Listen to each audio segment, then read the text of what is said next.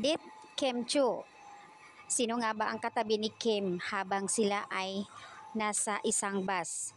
Pero guys, itong photos na ito na ipinost, I think going to California na sila. Pero yung ibang mga celebrity, wala doon. Or something na gala lang talaga siguro. Hinahanap ng karamihan sino ang katabi ni Kim Chu. Si Paulo nga ba o si Yani? Pero feeling ng iba si Yani at hindi si Pau.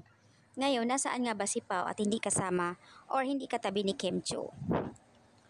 Alam mo na kasi minsan ang mga netizens talaga, lalo na mga Kim Pao fans, nasanay sila na katabi si Paulo ni Kim pagka lalo na nasa ibang bansa sila kahit nasa flight magkatabi sila. So, itong photos na ito na ipinost, I think hindi si Pau ang katabi. Kaya nga nagtatanong sila bakit nga ba nasaan si Pau at nasa unahan sa upuan ay si Joshua Garcia. May ibang mga fans talaga na hindi pumapayag magdilulo kasi gusto nila yung makatotohanan, yung gusto nila yung nakikita nila. So, yung iba naman gusto nila yung magdilulo talaga na kahit dilulo lang, tuwang-tuwa na sila syempre. Na kahit paano andun yung excitement nila. So, ayan. Dito sabi ng comment. I-chat ko na lang siguro si Robby para maklaro talaga kung sino ang katabi ni Kim. Siya ba talaga si Daddy Pau or si Yani? Kasi ang ampalaya sa GC namin ay nagagalit na kay Pau. Bakit daw magtago? Bakit nagtago? Nasaan nga ba siya? Ayan, hayaan nyo na kasi kung ano po yung, hayaan nyo na lang kasi kung huhulaan nila kung sino.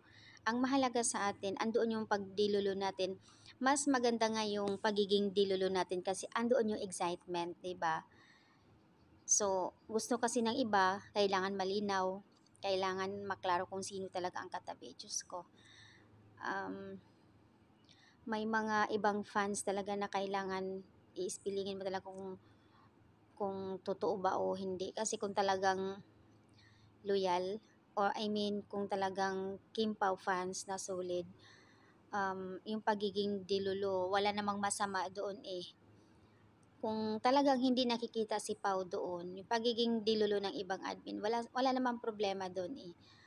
Makikichismis na lang sana or I mean, makikisama sa mga post ng kilig vibes na ibang mga, lalo na sa mga admin.